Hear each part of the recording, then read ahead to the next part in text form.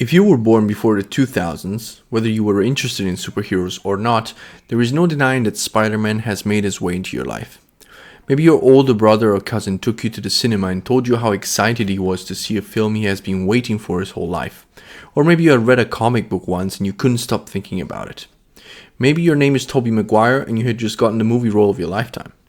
It was the year 2002 when the first Spider-Man movie came out, and it was a success. Back when superhero movies were not the box office leaders and CGI was just starting to look incredibly real, the friendly neighborhood superhero made his way onto the big screen. Spider-Man is a street-level character, and that is what makes him special, because somehow, however unrealistic his story is, we can still relate to him on so many aspects. It's not long after the success of the first movie that Spider-Man 2 got a release date in 2004. But what makes the second entry in the trilogy so special? At the end of the first film, the Green Goblin accidentally kills himself while trying to take Spider-Man down. Harry Osborn, none other than Peter Parker's best friend and Green Goblin's son, completely misunderstands the events and is stuck with the dilemma of hating and loving his best friend at the same time, without even knowing. There's an interesting contrast between points of view. Harry believes he knows the truth about Spider-Man and his father, and is unaware of Peter's truth. At the same time, his best friend doesn't know how to reveal the truth to his loved ones, as it was proven to him that whoever knows about his true identity would eventually be in danger. The storyline with Mary Jane Watson, Peter's true love, gives us one of the most powerful and relevant endings in superhero movie history. After trying all he can to finally be with MJ, as soon as she declares her love for him, he is forced to let her go in order to keep her safe. These two events set up a fantastic sequel where Spider-Man has figured out who he needs to be and make up for a great origin story. For as much as I don't appreciate Marvel villains as much as DC's, I think that Doc Ock still might be one of the best. A scientist turned mad after an experiment that could change the world goes wrong.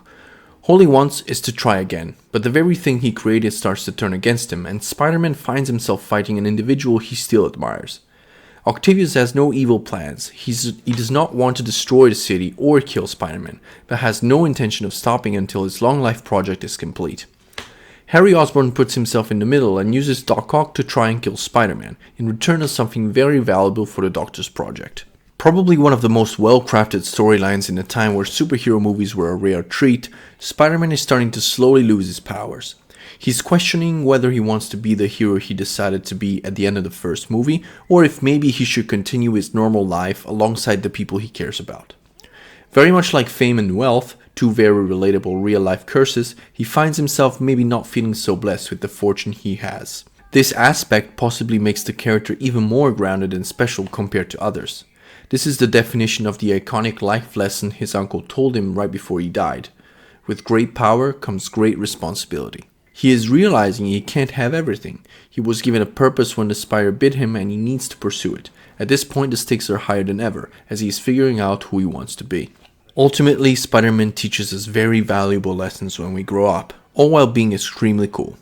Spider-Man 2 is still to this day one of the best superhero movies of all time on almost every single aspect, and will eventually be remembered in the future as a very important part of cinema history.